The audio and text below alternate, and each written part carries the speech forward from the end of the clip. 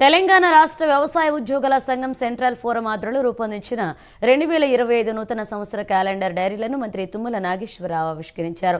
మహేశ్వరం నియోజకవర్గం ఆర్కేపురం డివిజన్ ఎన్టీఆర్ నగర్లోని వ్యవసాయ మార్కెట్లో వ్యవసాయ ఉద్యోగుల సంఘం సెంట్రల్ ఫోరం అధ్యక్షుడు చులకా నరసింహారెడ్డి అధ్యక్షతన ఈ కార్యక్రమం జరిగింది.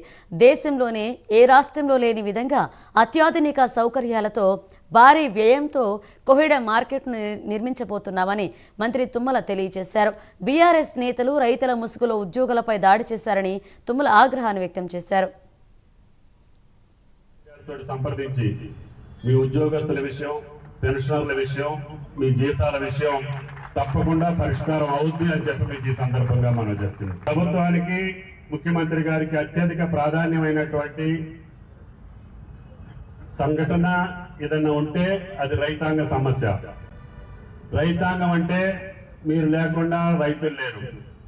వారు ఉత్పత్తి చేసినటువంటి వ్యవసాయ ఉత్పత్తుల్ని అనుకూలమైనటువంటి ధరలకు అందించి నిలబెట్టగలుగుతున్నటువంటి మార్కెటింగ్ శాఖ రైతుల భాగస్వామ్యం. మీరు కూడా రైతుల కిందే లెక్క. ముఖ్యమంత్రి గారి యొక్క ప్రాధాన్యత కలిగినటువంటి వ్యవసాయ రంగానికి తోడ్పాటిస్తున్నటువంటి, రైతాంగాన్ని నిలబెడుతున్నటువంటి, రైతాంగానికి సహకరిస్తున్నటువంటి మార్కెటింగ్ ఉద్యోగస్తుల్ని ఈ ప్రభుత్వం మర్చిపోదు అని చెప్పి ఈ సందర్భంగా మనం